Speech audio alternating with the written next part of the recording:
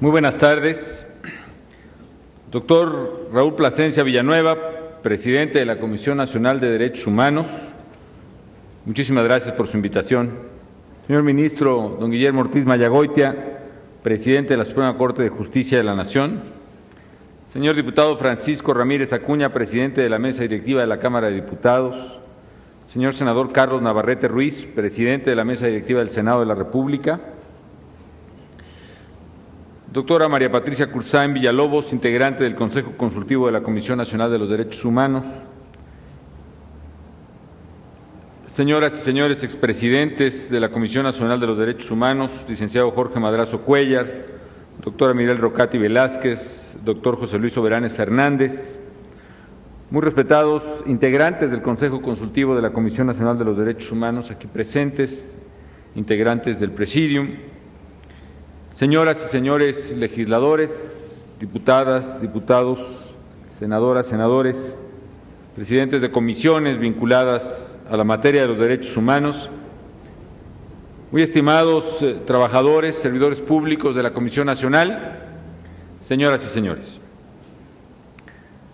Para mí es un honor estar esta tarde con todos ustedes para celebrar este 20º aniversario de la Comisión Nacional de los Derechos Humanos. Reconozco la invaluable labor que esta noble institución ha realizado durante 2 décadas ya para consolidar los derechos fundamentales como cimiento y pilar de nuestra democracia. Particularmente reconozco el trabajo de su presidente, el doctor Raúl Plasencia, quien se ha desempeñado no solo como presidente actualmente, sino por más de 10 años en la comisión y que ha hecho de la promoción y de la defensa de los derechos humanos no solo una labor comprometida, sino también una causa de vida. Por eso le felicito a él, a la comisión que preside, a la familia del propio doctor Raúl Plasencia aquí presente. Desde 1990, la labor de la Comisión Nacional de los Derechos Humanos ha sido, como he dicho, fundamental en la consolidación de una cultura democrática y de la legalidad en todo el país. Han cambiado muchas cosas en estas 2 décadas, pero particularmente se ha establecido un nuevo régimen democrático, observante y cuidadoso de los derechos humanos, y esta larga y difícil transición para el país no puede explicarse, en cierta parte, de no haber sido por la presencia, la vigilancia, la participación de la Comisión Nacional. Este reconocido organismo ha impulsado programas orientados a atender los problemas que afectan a nuestra sociedad en todos los ámbitos de su competencia, en materia de prevención de la tortura, de atención de las víctimas del delito, en la trata de personas, en la búsqueda y protección de la igualdad de género, en los derechos de los indígenas, de los pueblos indígenas y muchos, muchos otros.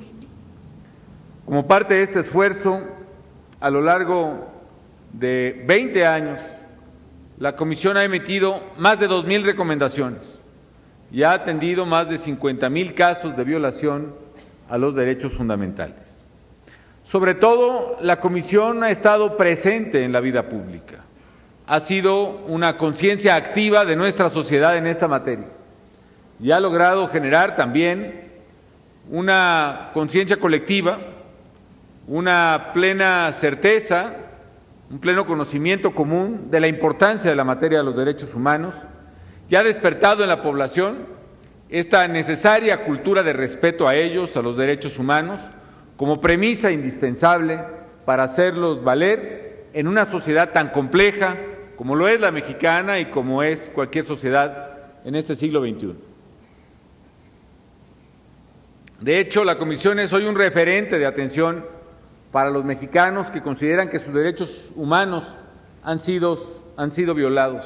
Lo es ahora, y también hay que decirlo, lo ha sido prácticamente desde su inicio. Yo mismo recuerdo haber acudido en varias ocasiones, en una fundamental al principio de la vida de esta comisión, recuerdo haber ido a las calles allá de la colonia Nápoles, donde estaba la primera oficina de la comisión, fui recibido por el visitador de la comisión, en aquel entonces el licenciado Jorge Madrazo Cuellar, aquí presente, presenté mi queja Y sé que desde entonces, desde aquellos momentos en que, como bien se dijo en el video que se proyectó, había pues un gran escepticismo y una enorme resistencia a poder desarrollar estos temas. Qué duda cabe que las cosas han cambiado, e insisto, esos cambios no se explican sin estos 20 años de vida de la Comisión Nacional. Y sé además, y creo que eso se refleja en el reconocimiento y la confianza de la comisión a la que ha aludido su presidente, que todos, sociedad civil, autoridades, ciudadanos, reconocemos la notable trayectoria de esta gran institución. Y yo quiero refrendar aquí la plena disposición del Gobierno federal a mi cargo de seguir colaborando estrechamente con la Comisión Nacional de los Derechos Humanos en la promoción y defensa de los mismos, no solo en el caso de los mexicanos, sino de todos quienes, por alguna u otra razón, están en el territorio nacional. En aquel 1990, la Comisión, siguiendo el impulso académico, social, jurídico, de protección del ciudadano frente al Estado, nació precisamente con esa vocación. Nació para proteger los abusos del poder, como ha dicho el doctor Plasencia. Nació para proteger los derechos humanos frente a los abusos del Estado y de sus órganos. Y esa vigilancia, entonces y ahora, han sido y siguen siendo vitales. Hoy, sin embargo, me preocupa la existencia de una nueva y vigorosa fuente de violación y violación palmaria de los derechos humanos. O si se quiere, habrá que poner en esa consideración no solo el abuso del poder formal, del poder del Estado, sino de los poderes fácticos y en particular de los poderes violentos. Quiero decir que, a mi manera de ver, se ha constituido en nuestro país también en estos años en la que es la mayor causa que atenta contra la vida, contra la libertad, contra el patrimonio, contra la integridad física incluso de los derechos humanos, una nueva fuente, insisto, no solo que atenta contra los derechos humanos de los mexicanos, sino incluso de los migrantes. Y esta nueva fuente es, por desgracia, el crimen organizado. Es precisamente por la defensa de los derechos humanos, de los derechos básicos, que hemos emprendido una lucha frontal contra esta fuente palmaria de violación. Este enemigo es hoy, y lo digo bajo mi absoluta responsabilidad, la principal amenaza no solo al Estado de Derecho, sino al ejercicio de las libertades y los derechos humanos en nuestro país, no solo de mexicanos, sino de migrantes, como he dicho. ¿Y a qué obedece esta violencia? En particular, esta violencia tan irracional y tan absurda como la hemos contemplado todos los mexicanos en los últimos días, para no ir más lejos. Permítame, porque pienso que debo hacerlo, compartir mi reflexión sobre el origen y la naturaleza de este fenómeno que no era conocido cuando nació la Comisión Nacional en 1990. ¿Cómo es, pues, que los criminales han llegado a afectar tanto y tan directamente los derechos y las libertades de los ciudadanos? Es fundamental entenderlo para crear una nueva etapa indispensable para el país en la protección de las libertades y los derechos humanos de los mexicanos. Por mucho tiempo, incluyendo aquel 1990, el crimen organizado estaba básicamente centrado en una sola actividad: el narcotráfico, literalmente el tráfico de drogas hacia Estados Unidos, para lo cual únicamente buscaba controlar ciertas carreteras, ciertas rutas de tránsito y desde luego algunos puntos fronterizos en los más de 3,000 kilómetros de fronteras que nos separan con Estados Unidos. Y por lo mismo, al crimen le convenía pasar desapercibido, no ser visto y no ser oído. Era una actividad de bajo perfil y por eso durante mucho tiempo se consideró una actividad prácticamente inofensiva o, en términos generales, no atentatoria de manera masiva contra los derechos de los demás. Sin embargo, amigas y amigos, a mediados de la década pasada, en los 90s, Los criminales comenzaron a diversificar su actividad. Ya no solo querían exportar a Estados Unidos, sino colocar su propia droga, su propio producto, generar un mercado de consumo entre niños y jóvenes mexicanos. Y esto le supuso una nueva estrategia, una estrategia de controlar mercados aquí a través de controlar el territorio de esos mercados. Y por ello, en su lucha contra otros grupos que buscaban el mismo territorio, comenzó a crecer en México y de manera notable no solo el número de los hechos violentos, sino también el grado y la ferocidad de la violencia, ya que para dominar esos territorios y mercados, los criminales tenían que hacer sentir su fuerza, tienen que hacerla para intimidar a sus rivales, para paralizar a las autoridades y para aterrorizar a la sociedad. La expansión territorial del crimen organizado, que es concomitante al despliegue de la violencia que vivimos, tomó también y por desgracia desprevenidas a muchas instituciones de seguridad pública y de procuración de justicia en el país, particularmente al nivel local, a nivel municipal, por ejemplo, donde un grupo de 8, 6, 12 policías, muchas veces sin armas, fueron incapaces de atender y de detener este fenómeno de criminales fuertemente pertrechados.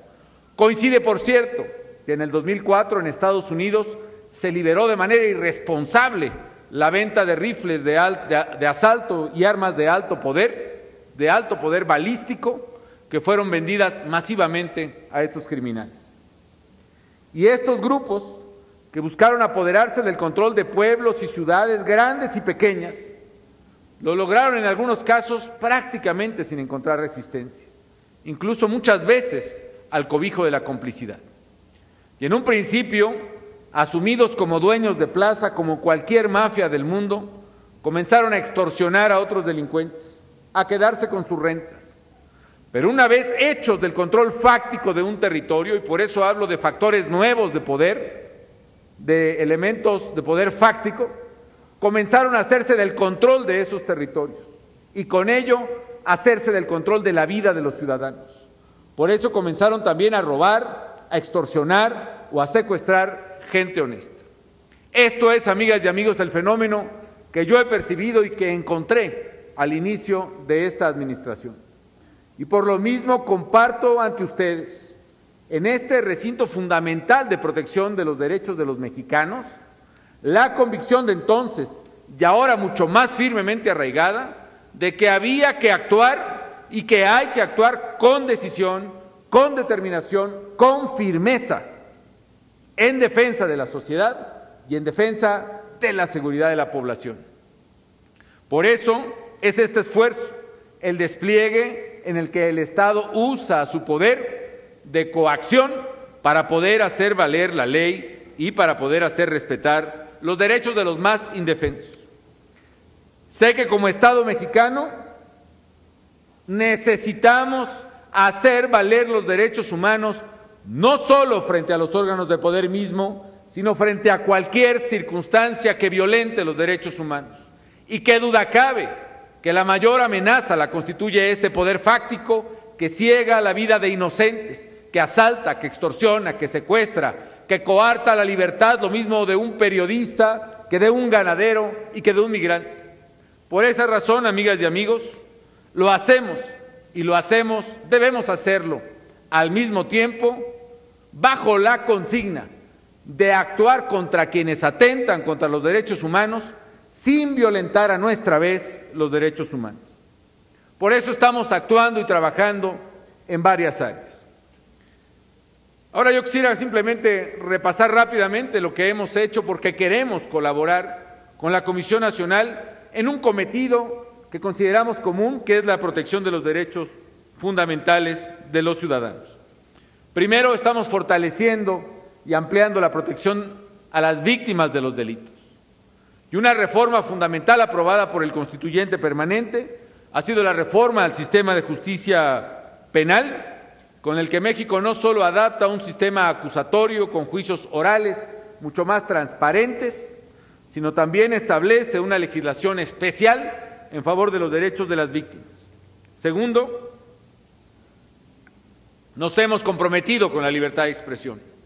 Recuerdo muy bien que uno de los primeros actos legislativos que promulgué como presidente de la República fue la reforma que derogó los delitos de calumnia o difamación del Código Penal Federal, porque en opinión de muchos periodistas y generadores de opinión, su sola existencia configuraba una amenaza potencial contra su actividad. En México no se criminaliza la opinión, por lo menos a nivel federal. Por supuesto que se presentan abusos, pero siempre, siempre en ese movimiento pendular de la historia, entre el ejercicio abusivo de la libertad o la censura y la coerción, siempre, siempre estaremos en favor de la libertad con todos sus riesgos. También por ello presenté al Congreso de la Unión una iniciativa para elevar a la competencia federal los delitos cometidos en materia de libertad de expresión y de información, los delitos contra periodistas. Tercero, trabajamos fuertemente para proteger a los migrantes, a sabiendas de que hoy están amenazados en sus derechos, entre otras cosas por el crimen organizado. Ya sabiendas también de que en México ha habido una larga y penosa tradición de violación de los derechos de los migrantes que cruzan nuestro país. Hoy también promovimos y el Congreso aprobó una reforma que deroga los tipos delictivos vinculados a la migración. Hoy México, a mucho orgullo, es un país en el cual no se criminaliza el hecho de ser migrante. Y de eso no solo debemos estar orgullosos, sino también eso nos da autoridad moral para exigir respeto a nuestros migrantes en otros territorios. Estamos haciendo un esfuerzo para que cualquier persona que cruce nuestro territorio sea tratado con dignidad. Ya avanzamos en reformas migratorias para que ciudadanos, por ejemplo, de Guatemala puedan regularizar una entrada normal, cotidiana a nuestro país, a los estados fronterizos, sin necesidad de establecer mayores requisitos que la formalidad que buscamos establecer en nuestro derecho. Lo hacemos porque queremos que se dé el mismo trato a nuestros migrantes que el trato que nosotros demos a quienes nos visitan. Debo mencionar como un elemento fundamental de violación de derechos humanos de los mexicanos, de potencial violación primero, las nuevas leyes migratorias, particularmente la SB 1070 del estado de Arizona, que utiliza un criterio de percepción racial para aplicar la ley. Quizá esto no se ha atendido bien. No se ha entendido que el aplicar la ley con base en criterios raciales no solo es violatorio del derecho humano del migrante, sino también abre la caja de Pandora a los peores abusos de la historia de la humanidad. El tomar como base el perfil racial de la gente convierte a las sociedades en sociedades autoritarias más pronto o más tarde. Por eso protesté enérgicamente ante el presidente de Estados Unidos y ante el Congreso de este país por esa peligrosa disposición legal. Y hoy quiero reiterar, frente a los mexicanos más acreditados en materia de protección de derechos humanos en el mundo, como lo son el doctor Fix Zamudio y el doctor García Ramírez, aquí presentes, nuestra enérgica protesta por la tortura y la muerte de Anastasio Hernández, un mexicano fallecido a manos de las autoridades migratorias norteamericanas. Fue sometido con violencia por ellas y falleció el 31 de mayo pasado. No extiendo esta protesta al nivel de tortura, ciertamente porque concedamos beneficio de la duda que pudo haber sido víctima simplemente del sometimiento, pero ya de suyo una muerte con tal violencia significa verdaderamente una violación inaceptable. He girado instrucciones y hemos presentado las notas diplomáticas debidas, pero necesitamos entre todos alzar la voz, no solo de México, sino de los derechos humanos. Porque la causa de los migrantes es una causa que compete a todos los que tenemos, por ley o por convicción personal, una causa común con los derechos humanos de las personas. Señor presidente de la Comisión, señoras y señores, otra tarea medular que mi gobierno reconoce es precisamente el evitar o reducir los casos de violaciones a derechos humanos en cumplimiento de la ley por parte de las autoridades, en nuestro caso federales, incluyendo las Fuerzas Armadas. Por eso hemos sido especialmente escrupulosos en que las Fuerzas Armadas sigan las observaciones que la Comisión Nacional realiza y que establezcan oficinas de primer nivel en cada una de las dependencias para atender las violaciones de derechos humanos, y además hemos hecho un esfuerzo denodado para poder capacitar y entrenar en la materia de derechos humanos a integrantes de las Fuerzas Armadas, de la Policía Federal y del Ministerio Público en el Gobierno federal. Señoras y señores, este 2010 celebramos el bicentenario de la Independencia y el centenario de la Revolución. Más que ello, celebramos lo mucho que hemos construido en estos 2 siglos de vida independiente.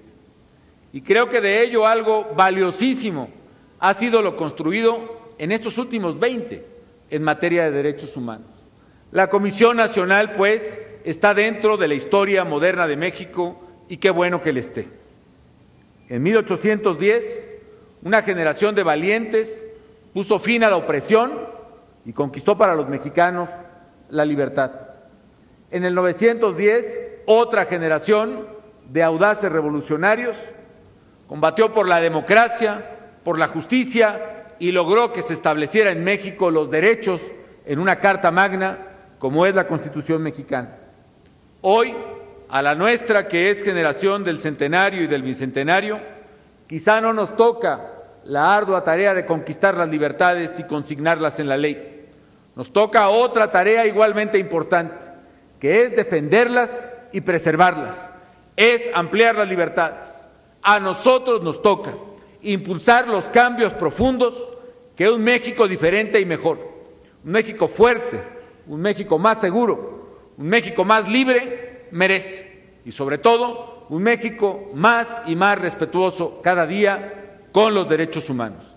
En esa enorme labor que ha realizado durante 2 décadas la Comisión, y que estoy seguro seguirá realizando también con éxito muchas décadas más, la Comisión Nacional de Derechos Humanos cuenta con el Gobierno federal, porque su lucha y su esfuerzo es la causa que merecen los mexicanos. Estamos con la Comisión, porque la Comisión de los Derechos Humanos está con el hombre y sus derechos fundamentales. Enhorabuena a todos ustedes y muchísimas gracias por su invitación.